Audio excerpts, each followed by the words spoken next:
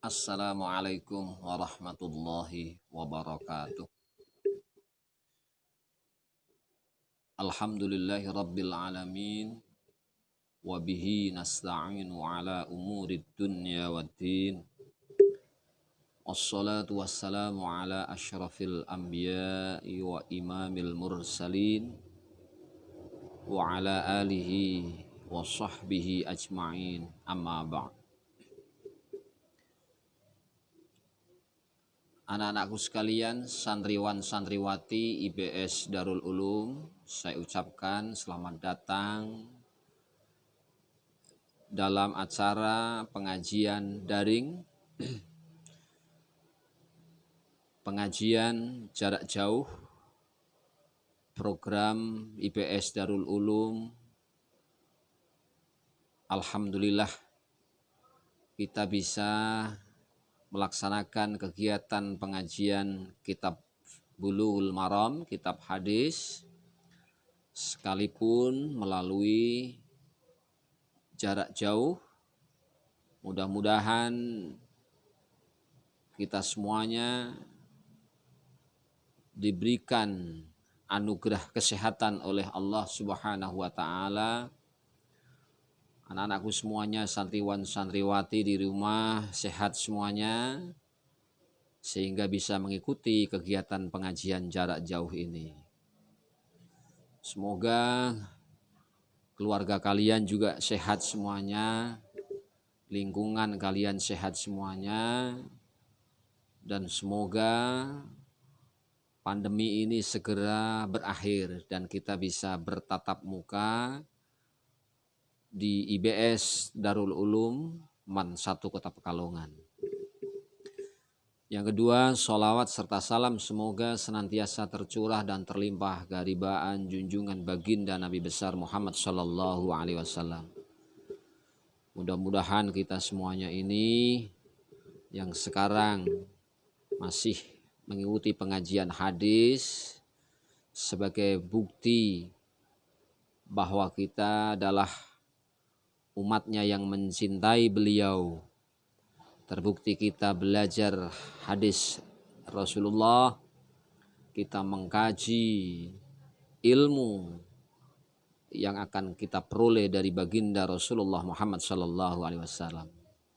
Mudah-mudahan kita sebagai umat pecintanya yang mencintai beliau, sehingga kita bisa bertemu dengan beliau.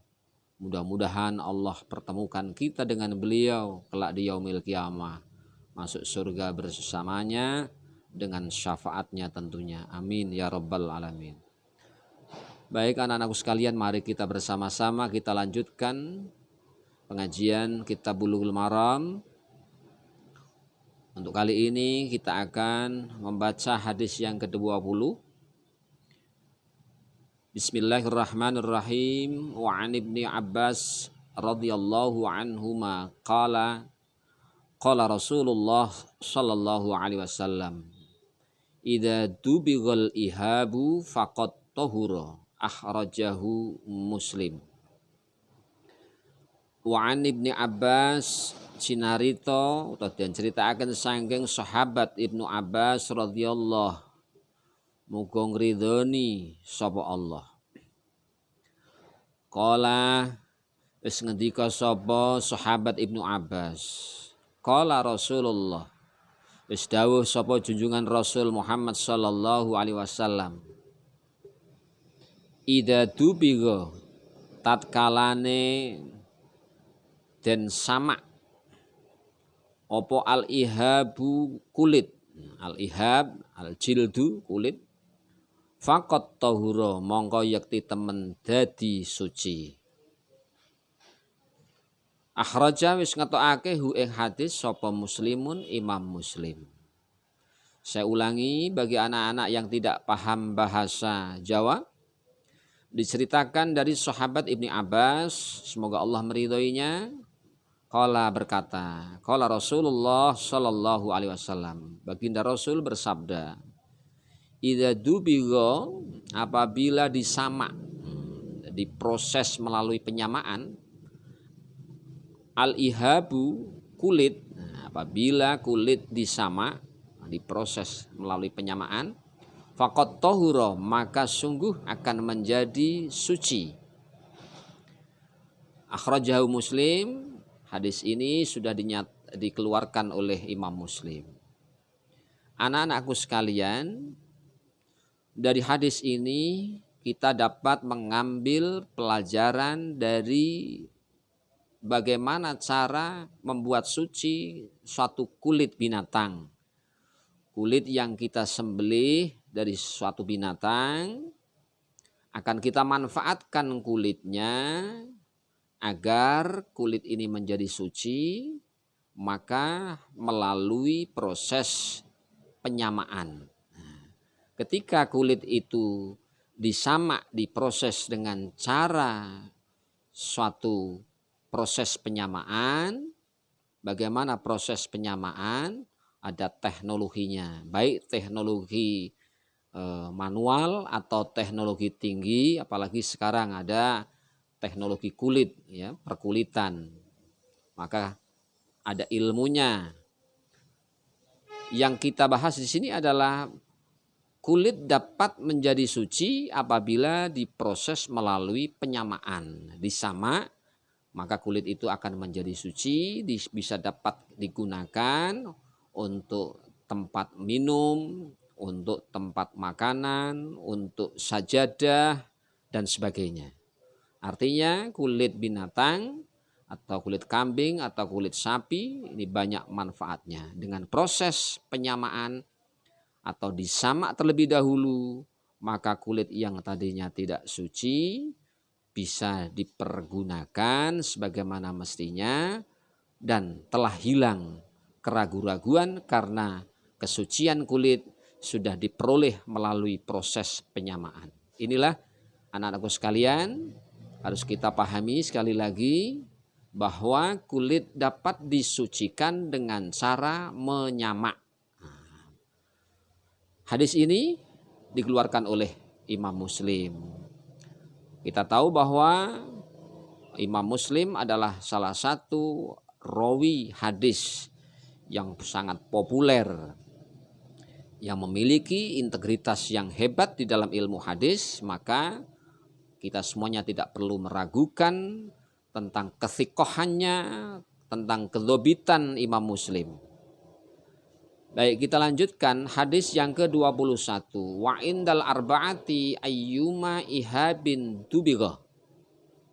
Wa indal arba'ati lan mungguh imam papat. Imam papat siapa yang di sini? Yaitu Imam Ahmad, Imam Abu Dawud, Imam An-Nasai, dan Imam Baihaqi. Para perawi atau imam-imam ini mengatakan ayyuma ihabin, opo wae kulit dubigo dan sama. Artinya kulit apa saja dapat disamak dan menjadi suci. Kulit apa saja di sini masih dalam tanda petik atau koma. Artinya kulit dari binatang yang diperbolehkan kehalalannya. Bukan kemudian apa saja binatang termasuk binatang yang diharamkan atau yang najis seperti kulit babi tetap tidak dapat disucikan dengan penyamaan. Jadi kulit babi, ya kulit anjing dan sebagainya tetap tidak dapat dipergunakan atau tidak dapat dimanfaatkan dengan proses penyamaan.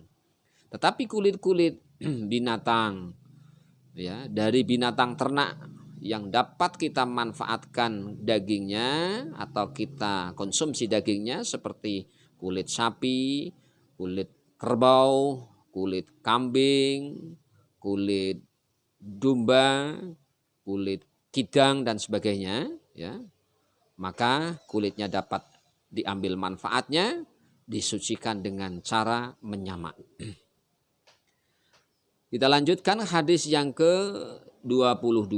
Wa an Salamah bin Muhabbik radhiyallahu anhu qala Qala Rasulullah sallallahu alaihi wasallam, tibahu juludil maitati tuhuruha. Sahahahu Ibnu Hibban.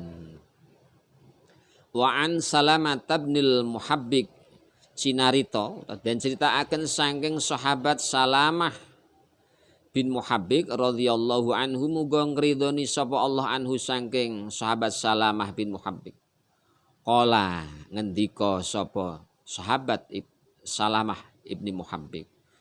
Qala wis ngendika sapa Rasulullah junjungan kita Rasul Muhammad sallallahu alaihi wasallam. Tibawul juludil maitati. Penyamaan, nyamak kulit batang, kulit mati, iku tuhuruha.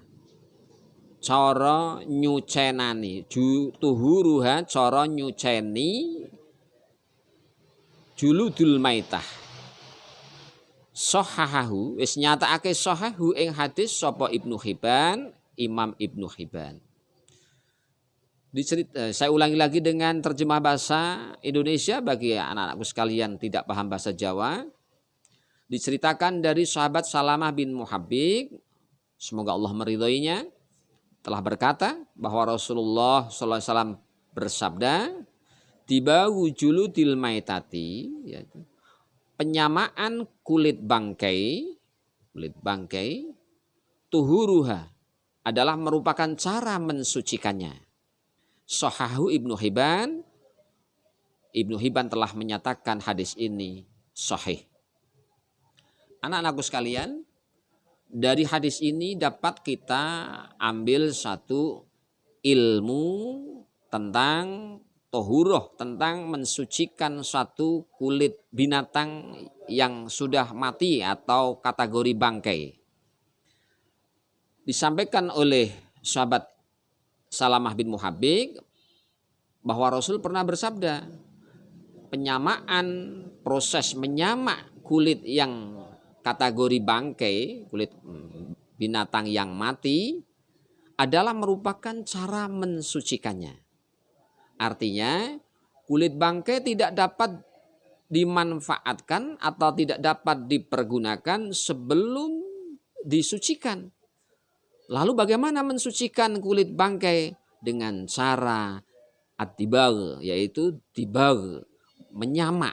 Nah, maka sekali lagi kita harus tahu bagaimana tentang penyamaan kulit. Nah, kalau kita tidak paham penyamaan kulit, kita akan memanfaatkan kulit bangkai, kita serahkan kulit bangkai itu kepada orang yang ahli menyamak, kita biayai, dan hasil kulit yang sudah disamak dapat dipergunakan. Karena kulit itu telah disucikan dengan proses penyamaan. Anak-anakku sekalian tentunya paham, mungkin kalian asing tentang penyamaan kulit. Ya, kulit-kulit yang diproduksi menjadi sepatu, menjadi ikat pinggang, menjadi dompet, semuanya itu adalah melalui proses penyamaan. Baik dengan teknologi sederhana maupun teknologi tinggi. Ya. Sekarang berkembang tentang penyamaan kulit. Ada penyamaan kulit dengan HB natural, ada penyamaan dengan samak mimosa, ada penyamaan dengan kulit akasia atau dengan tumbuh-tumbuhan nabati, yaitu penyamaan herbal, ada penyamaan dengan kimiawi atau yang disebut dengan penyamaan sistem teknologi tinggi, yaitu hasil produknya seperti kalap dan sebagainya. Itu semuanya adalah kulit yang diproses melalui penyamaan. Anak-anakku sekalian tentu sudah paham bagaimana tadi saya sampaikan bahwa sekali lagi penyamaan adalah merupakan cara mensucikan kulit, baik kulit itu sudah menjadi bangkai. Kita lanjutkan satu hadis lagi, hadis yang ke-23. Wa an Maimunata radhiyallahu anha qalat marran Nabi sallallahu alaihi wasallam bisyatin yajurrunaha faqala law akhadtum ihabaha faqalu innaha maitatun faqala yutahhiruhal ma'u wal qaradu akhrajahu Abu Dawud wan Nasa'i. Wa an Maimunah radhiyallahu anha cinarita saking Maimunah radhiyallahu muga ngridoni sapa Allahu Allah anha saking Sayyidatina Maimunah. Maimunah itu siapa? Maimunah adalah istri baginda Nabi Muhammad sallallahu alaihi wasallam. Qalat berkata, qalat ngendika sapa Sayyidatina Maimunah, marron nabiyu wis pernah ngalap manfaat sapa an-nabiyu Kanjeng Nabi sallallahu alaihi wasallam bisatin kelawan wedhus utawa wedhus gembel, wedhus gibas. Ya juru kang nglarak-nglarak nyeret-nyeret nglarak-nglarak sapa wong akeh, wong kampung wong akeh ha ing satin. Faqala mongko ngendika sapa Kanjeng Nabi, lau akhatum lamun sira kabeh ngalap iha baha ing kulite satin, kulite wedhus mau. Faqalu mongko padha jawab para sahabat, para wong akeh mau, wong kampung mau jawabi inaha setuhune satin, setuhune wedhus mau maitatun mati dadi batang, wis mati utawa dadi batang. Faqala mongko ngendika sapa Kanjeng Nabi, yutahhiruha alma'u wal qaradu. Yutahhiru iso ndadekake suci ha ing satin, ing maitatun mau kulit sing wedhus mati. Apa alma'u banyu wal qaradu lan godhong salam utawa godhong akasia. Akhraja wis ngetokake hu ing hadis sapa Abu Dawud, Imam Abu Dawud wan Nasa'i lan Imam Nasa'i. Anak-anakku sekalian, saya ulangi dengan terjemah bahasa Indonesia. Diceritakan dari Sayyidatina Maimunah, semoga Allah meridhoinya, qalat pernah berkata, maron Nabi sallallahu alaihi wasallam pernah mengambil manfaat, baginda Nabi pernah mengambil manfaat bisatin dengan satu domba, satu kambing domba ya jurunaha yang orang kampung menyeret-nyeretnya. Faqala maka baginda Nabi berkata, lau akhadtum ihabaha, ya. Kenapa tidak kau ambil kulitnya? Faqalu maka orang kampung tadi menjawab, innaha maitatun, baginda kulit ini, binatang ini bangke sudah mati baginda Nabi. Faqala maka baginda Nabi berkata lagi, yutahhiru hal ma'u wal qaradu. Air dan daun salam atau akasia, kulit akasia dapat mensucikannya. Mensucikan tadi kulit kambing yang sudah menjadi bangke. Akhraja sudah mengeluarkan hu akan hadis ini siapa? Abu Dawud wan Nasa'i, Imam Abu Dawud dan Imam Nasa'i. Anak-anakku sekalian, santriwan santriwati IBS Darul Ulum 1 Kota Pekalongan yang berbahagia. Dari hadis ini dapat kita ambil satu ilmu tentang tohur, tentang kesucian, tentang toharoh. Dari kulit kambing yang sudah mati menjadi bangkai, ternyata kulitnya dapat kita ambil manfaat. Berdasarkan hadis dari istri baginda Nabi, menceritakan baginda Nabi telah pernah mengambil manfaat. Marran Nabi, ya. Nah, diambil kulitnya ketika baginda Nabi memergoki atau melihat orang kampung sedang menyeret-nyeret. Nah, bahasa Jawa ini ngelarak-ngelarak. Wedhus mati dilarak-larak, kambing mati diseret-seret, ditarik-tarik. Baginda Nabi memergokinya. Lalu baginda Nabi mengatakan, kenapa itu kulitnya kok enggak diambil? Ya, nah, diambil saja. Orang kampung tadi menjawab, baginda kulit ini mati, kambing ini batang atau bangkai baginda Nabi. Maka baginda Nabi menjawab, mengatakan lagi, air dan daun salam. Al-qardu diartikan daun salam, tapi bisa diartikan daun-daun atau kulit-kulit pohon yang sepat dan kelat juga rasanya pahit. Itu dapat menjadi satu kimia herbal yang dipergunakan untuk memproses atau menyamak kulit. Nah, biasanya di tempat penyamaan kulit itu ada yang menggunakan dengan daun kulit akasia, ya, kulit akasia atau daun-daun apa saja yang pahit, sepat dan kelat. Kelat itunya, getahnya itu dapat digunakan menjadi kimia penyamak, kimia herbal. Tetapi sekarang teknologi semakin hebat, bisa menggunakan kimia-kimia buatan atau yang disebut dengan penyamaan samak krom, ya, samak teknologi tinggi dengan alat teknologi tinggi juga, maka akan menjadi produk penyamaan kulit yang sangat lentur dan bagus. Seperti adalah kulit kaleb dan sebagainya. Biasanya bisa digunakan sepatu, bisa digunakan jaket, bisa digunakan ikat pinggang, bisa digunakan untuk jok mobil dan sebagainya. Seperti mobil Mercy, Jerman menggunakan jok dari kulit asli yang disamak. Inilah anak-anakku sekalian, pengetahuan tentang penyamaan kulit bisa menggunakan nabati.